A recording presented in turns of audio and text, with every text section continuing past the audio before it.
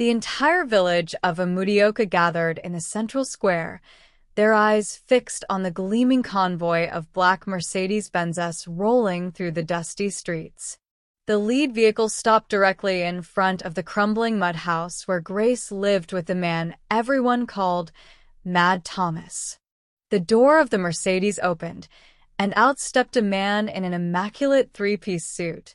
His shoes alone cost more than most villagers earned in a year. He walked with the confidence of royalty, flanked by lawyers and assistants carrying briefcases. That's Mad Thomas, someone whispered. Impossible, another gasped. The man they'd mocked, the madman who wore rags and collected trash, stood before them transformed. His voice, once mumbled and incoherent, rang out clear and commanding. I am Thomas Richardson, CEO of Richardson Industries. And this, he gestured to the small woman standing beside him in shock, is my wife, Grace. The only person in this village who saw my humanity when you all saw only madness. The crowd stood frozen. Martha, the village gossip who'd cursed Grace for the marriage, fainted on the spot. Chief Daniel's mouth hung open like a landed fish. If powerful stories like this move you, please hit subscribe. And tell us where you're watching from. I love seeing our global family in the comments. Alright, back to how this nightmare began. 6 months earlier, Grace swept the floor of her small provision shop in Amudioka village, Anambra State, Nigeria, watching the morning sun paint golden streaks across the ground. At 28 years old, she'd heard every variation of the same question. When will you marry? Her younger sister had married at 20, her cousin at 19. Even the girl who used to help at her mother's restaurant now had 2 children and a husband who worked in Lagos. But Grace had standards. She'd watched too many marriages crumble under the weight of disrespect and unfaithfulness. She'd seen women reduced to shadows of themselves, their dreams dissolved in cooking pots and laundry baskets. Better alone than poorly accompanied, she'd tell anyone who asked. It was something her late grandmother used to say. Grace. Her mother, Elizabeth, appeared in the doorway, wringing her hands. The matchmaker is here again. Please just listen to what she has to say. Grace sighed. Martha, the village matchmaker, was as persistent as a fly at a feast. The old woman waddled in, her multiple wrapper clothes rustling. Grace, my child, I have found the perfect match. A teacher from Enugu, educated, good family, owns his own house.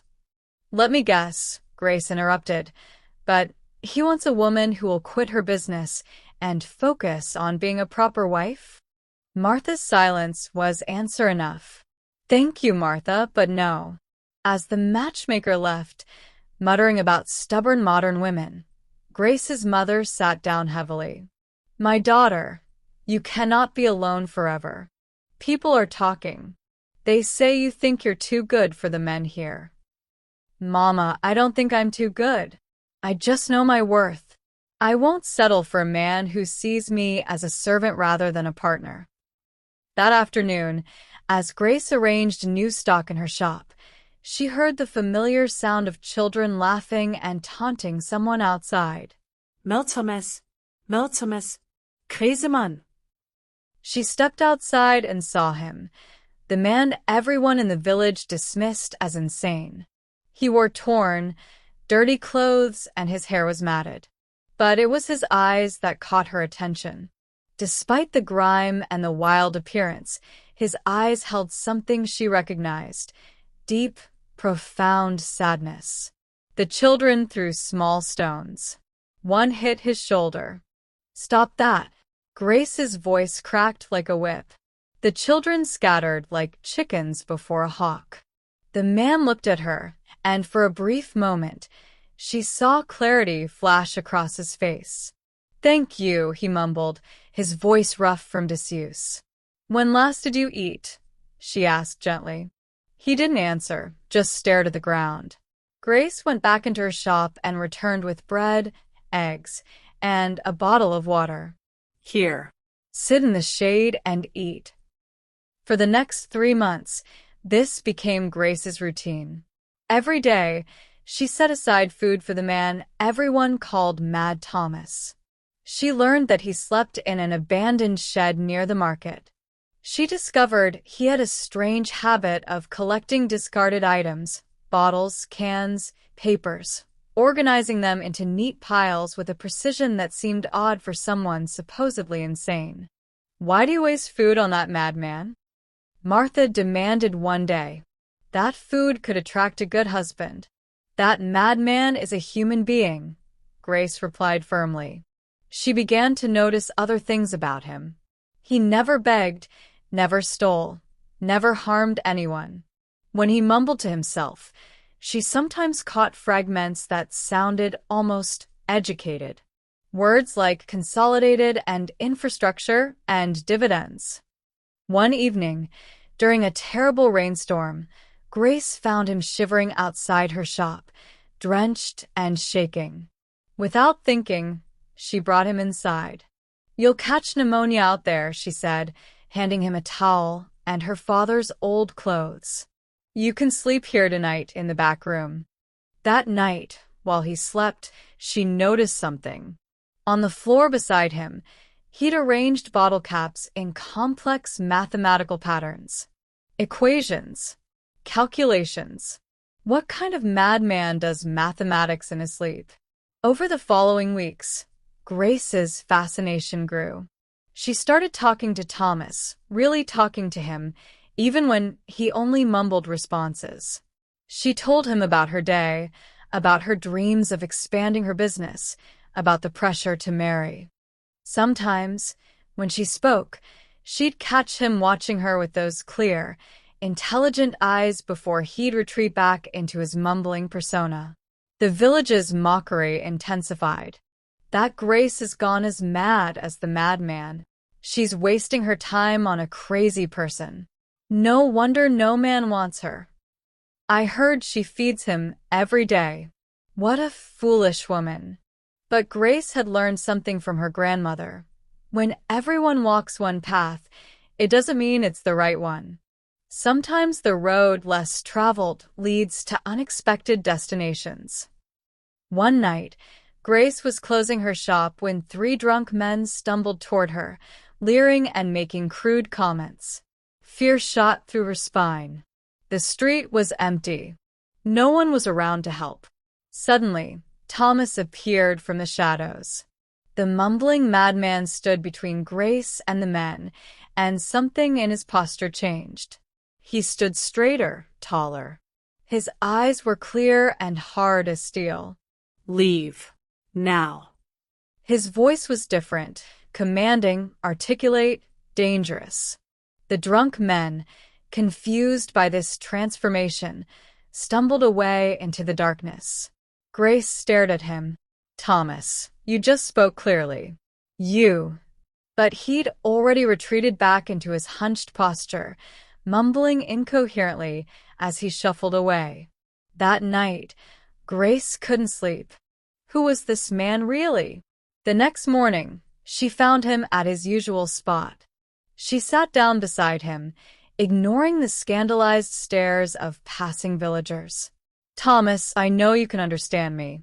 I don't know why you're pretending to be mad, and I won't force you to tell me. But I want you to know something." She took a deep breath.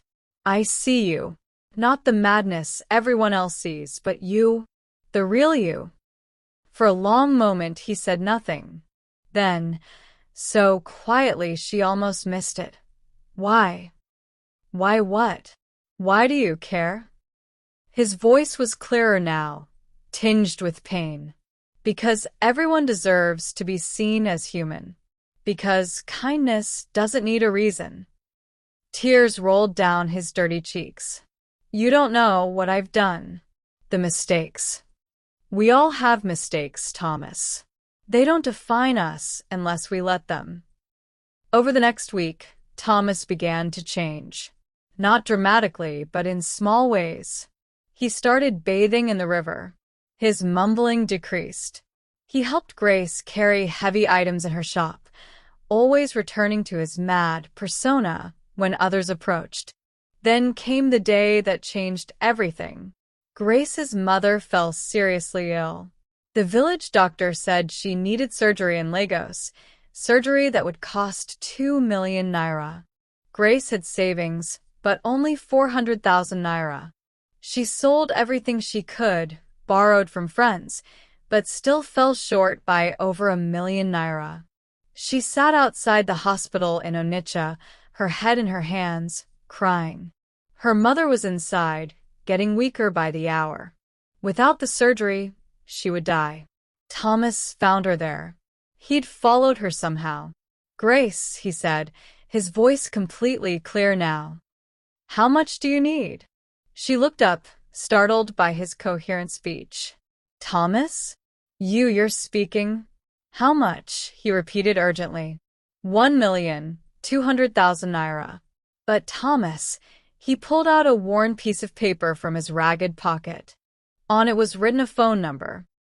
"Call this number. Tell them Thomas Richardson sent you. Tell them the amount. They'll bring it." Grace stared at the paper, then at him. "Thomas, what?" Please. "Just trust me. Your mother doesn't have time." With trembling fingers, Grace dialed the number. A professional voice answered. "Richardson Industries. How may I help you?"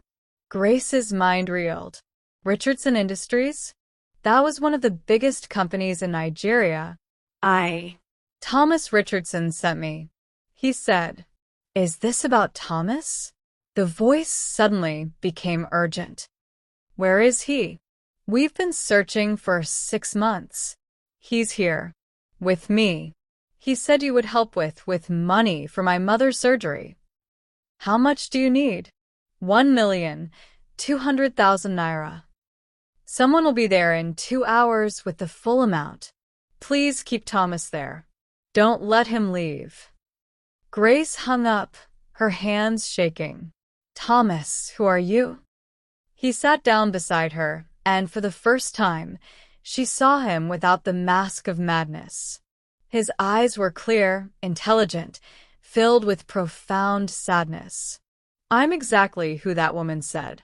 Thomas Richardson, CEO of Richardson Industries. Or I was until 6 months ago." "What happened?" The story poured out of him like water from a broken dam. Thomas had built his company from nothing, working day and night for 15 years until Richardson Industries became one of Nigeria's most successful manufacturing companies. He'd employed thousands, provided for his family, become one of Lagos's most eligible bachelors. Then he met Victoria. She was beautiful, charming, sophisticated. She said she loved him. They married within 6 months in a wedding that made headlines. "I gave her everything," Thomas said, his voice breaking. "Access to my accounts, positions in the company, my complete trust. I thought we were building a future together." But Victoria had other plans. She'd been working with Thomas's business partner, Michael, embezzling money from the company for months. When Thomas finally discovered the truth, he confronted them. They laughed. Thomas whispered, "Victoria told me she'd never loved me, that I was just a means to an end." Michael said I was a fool for trusting anyone. The betrayal shattered something inside Thomas. He discovered they'd stolen over 200 million naira, but because Victoria was his wife and Michael his partner, the legal situation was complicated. The case could drag on for years. "I had a breakdown," Thomas admitted. "I walked out of my office in Lagos one day and just kept walking. I didn't want to be Thomas Richardson anymore. I didn't want to face the pity, the questions, the lawyers. I wanted to disappear." He'd wandered for weeks before ending up in Amudioka, a village so remote that no one knew who he was. He'd pretended to be mad because it was easier than being himself. Mad people were invisible. Mad people didn't have to feel. Until you, he said, looking at Grace. You were the first person in 6 months who looked at me and saw a human being. Not a CEO, not a failure, not a madman. Just a person who needed help. Grace's eyes filled with tears. Thomas. Your kindness saved me, Grace. It reminded me that not everyone is like Victoria and Michael. That goodness still exists in this world. 2 hours later, a black car pulled up. A man in a suit emerged carrying a briefcase full of cash, more than enough for the surgery. Grace's mother was saved. But the village's reaction to Thomas's transformation was immediate and vicious. News spread through Amudioka like wildfire. Mad Thomas wasn't mad at all. He was a billionaire who'd been hiding in their village. Suddenly, everyone who'd mocked him wanted his attention. Martha, the matchmaker, appeared at Grace's shop. I always knew there was something special about that man. Grace, you must marry him. It's destiny. Grace stared at her in disbelief. You called him a madman. You said I was wasting my time. That was before I knew who he really was. Chief Daniel, who'd once threatened to drive Thomas out of the village, now wanted to make him an honorary chief. Young women who'd thrown stones at him suddenly appeared wherever he went, batting their eyelashes and offering help. But Thomas only had eyes for Grace. These people are vultures, he told her one evening as they sat outside her shop. They don't see me. They see my money. I know, Grace said softly. But you saw me when I had nothing. When I was nothing. You were never nothing, Thomas.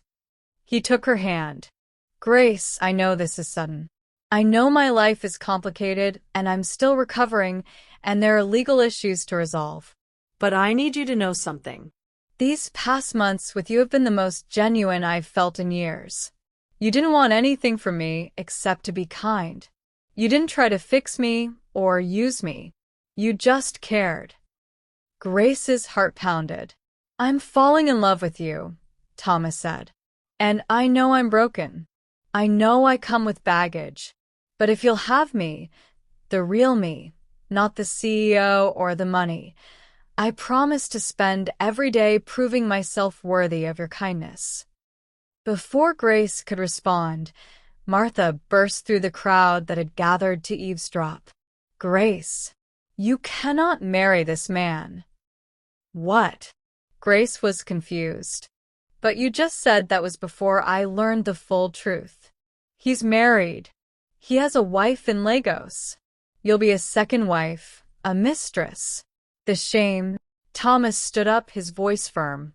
I am in the process of divorcing Victoria. The papers have been filed. She committed fraud and adultery. The marriage is over in everything but the final legal documents. But the damage was done. The village erupted in gossip. She's going to marry a married man. This is what happens when women are too proud to marry properly. His rich wife will come and destroy her. Grace's mother, still recovering from surgery, begged her daughter to reconsider. Grace, I'm grateful to him for saving my life. But you're asking for trouble. Rich men have complicated lives. You'll be hurt. Pastor Emmanuel called Grace to his office. Sister Grace, I cannot bless this union. The man is still legally married. Think of your reputation.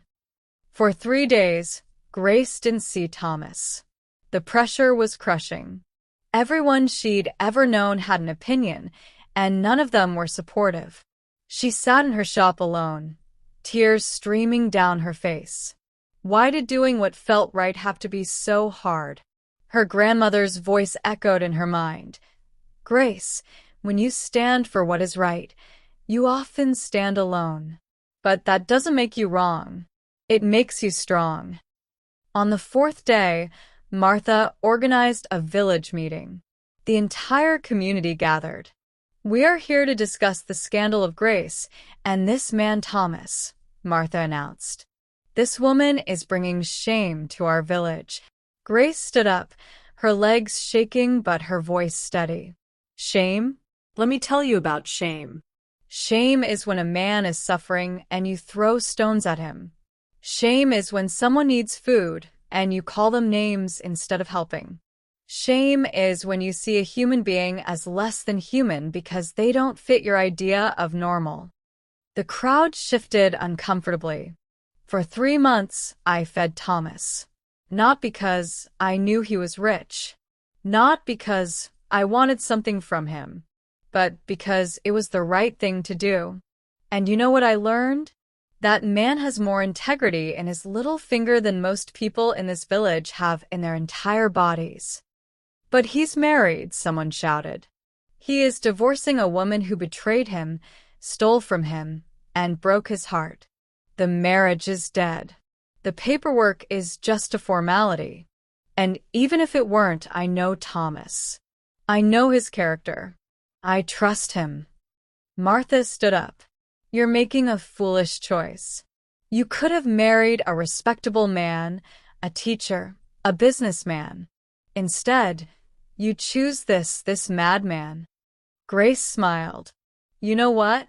I'd rather marry an honest madman than a dishonest, respectable man. At least I know Thomas's heart. Thomas, who'd been standing at the back of the crowd, pushed forward. I have something to say. The crowd fell silent. Grace is right. You all saw me at my lowest point. I was broken, lost, pretending to be insane because I couldn't face reality. And every single one of you treated me like garbage. Except her. He pointed at Grace. That woman fed me when I was hungry. She gave me shelter when I was cold. She spoke to me like I was human when the rest of you treated me like an animal. She didn't know I had money. She didn't know I was a CEO. She just knew I needed help, and she helped. Thomas's voice grew stronger. So let me make this clear to everyone here. I am going to marry Grace. Not because I owe her. Not out of obligation. But because she is the most genuinely good person I have ever met.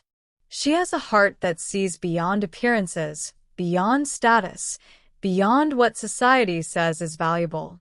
And I will spend the rest of my life being worthy of her kindness. He turned to Grace. Grace, I'm not perfect. I'm healing from wounds that run deep. But I promise you this. I will honor you. I will respect you. I will never take your kindness for granted. Will you marry me? The village held its breath. Grace looked at this man, who everyone had dismissed. This man who'd been broken and betrayed, but who still had the courage to trust again. This man who saw her, really saw her, the way she'd seen him. Yes, she said. I will marry you. The village exploded in protest and gossip. But Grace didn't care anymore. She'd made her choice. 3 months later, the wedding day arrived. Thomas's divorce had been finalized. Victoria had signed quickly when she realized fighting would expose her fraud publicly. Grace expected a small ceremony. What she got was something else entirely. Thomas's entire company had mobilized. His lawyers, his employees, his business associates, they all came to Amudioka for the wedding. Not a grand Lagos affair, but a village celebration, because that's what Grace wanted.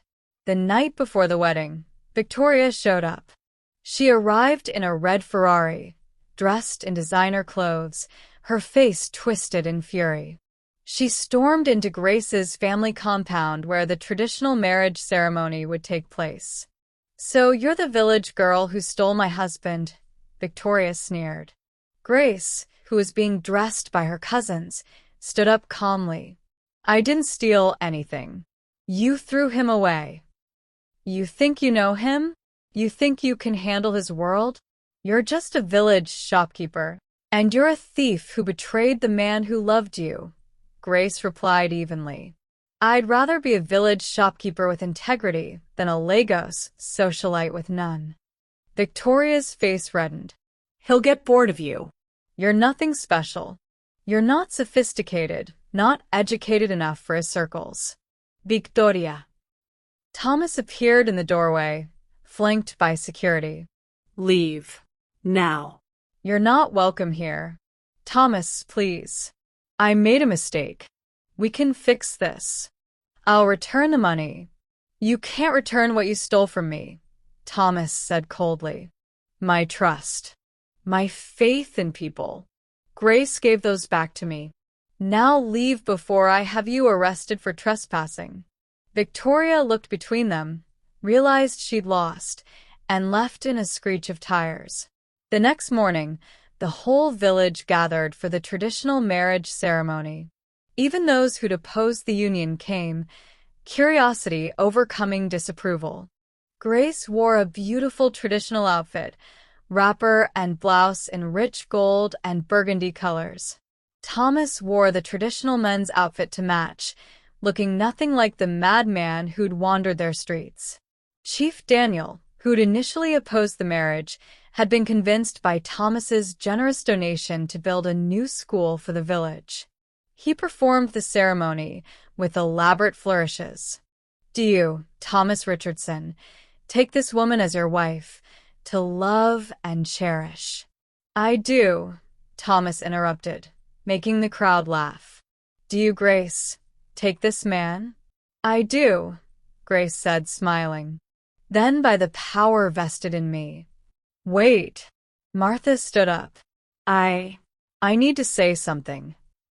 The crowd groaned, expecting more trouble. Martha walked to the front, tears in her eyes. Grace, I was wrong. I judged you harshly for being kind to someone everyone else rejected. I called you foolish for following your heart. But you taught this old woman something important. You showed me that true character reveals itself not in how we treat the powerful, but in how we treat the powerless. She turned to the crowd. We should all be ashamed.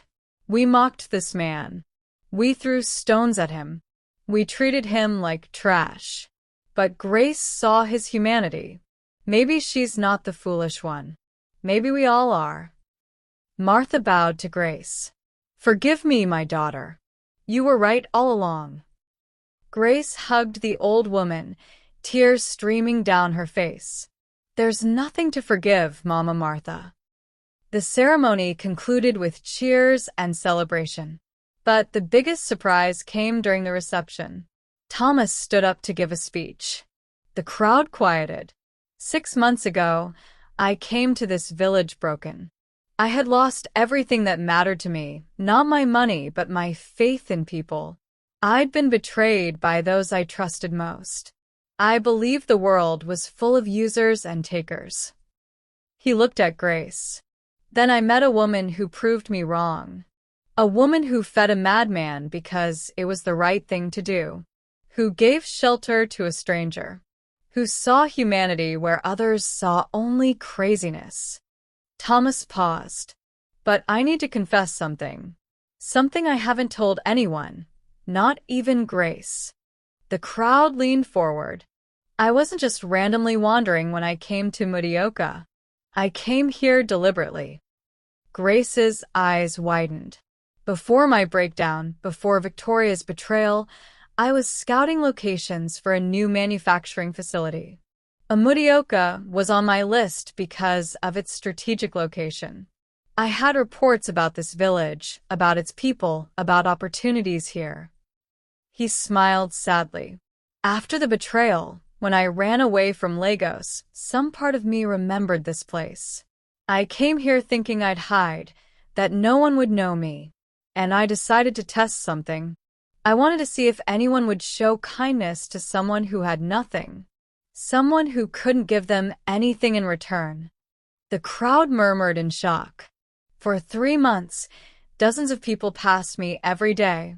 They saw me hungry. They saw me suffering. And every single one of them turned away. Except one. Thomas walked over to Grace, taking her hands. You passed my test without even knowing there was a test. You showed kindness when it cost you something, when people mocked you for it, when there was no reward. He gestured to his assistants, who brought forward a briefcase. Thomas opened it to reveal documents. Grace, I'm not just giving you my heart today. I'm giving you something else.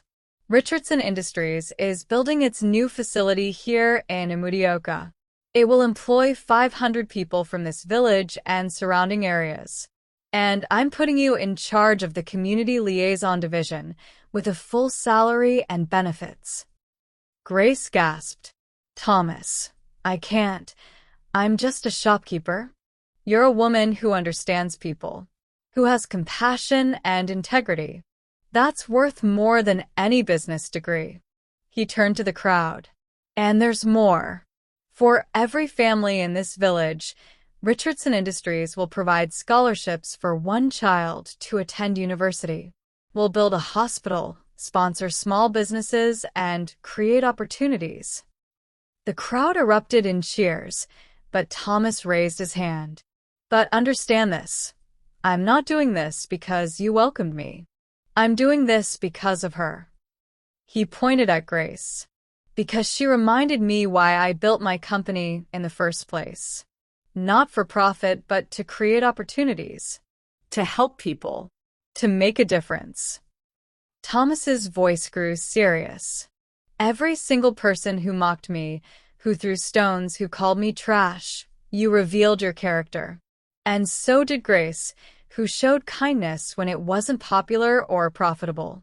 Remember that. He looked at Martha, who was crying. But people can change. Mama Martha just showed us that. She admitted her mistake. She asked for forgiveness. That takes courage. Thomas smiled at the crowd. So, here's my message to all of you. Character isn't about how you treat the powerful.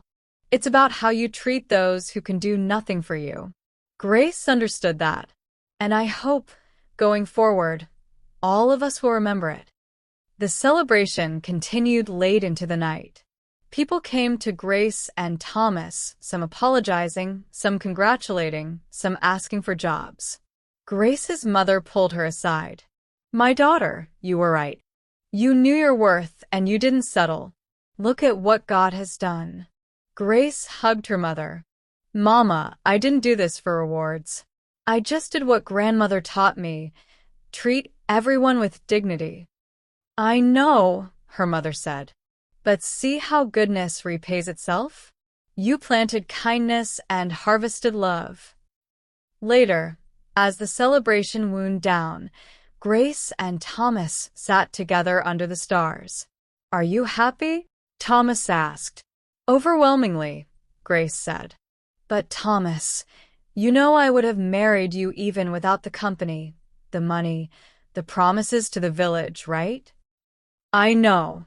That's why I'm marrying you. Grace leaned her head on his shoulder.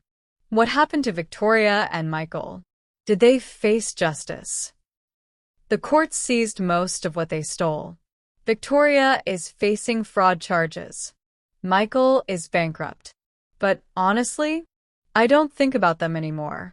Revenge isn't as sweet as people think. Building a good life, that's the real victory. And the madness? Grace asked gently. Is it really gone? Thomas was quiet for a moment. I still have hard days. Days when the betrayal hurts. Days when I don't trust easily. But I'm healing. And you're helping me heal by showing me that goodness still exists. He tilted her chin up to look at him. Grace, thank you for seeing me when I was invisible.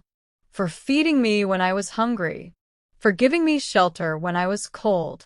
But most of all, thank you for reminding me that I'm human. That I'm worthy of love. That my past doesn't define my future.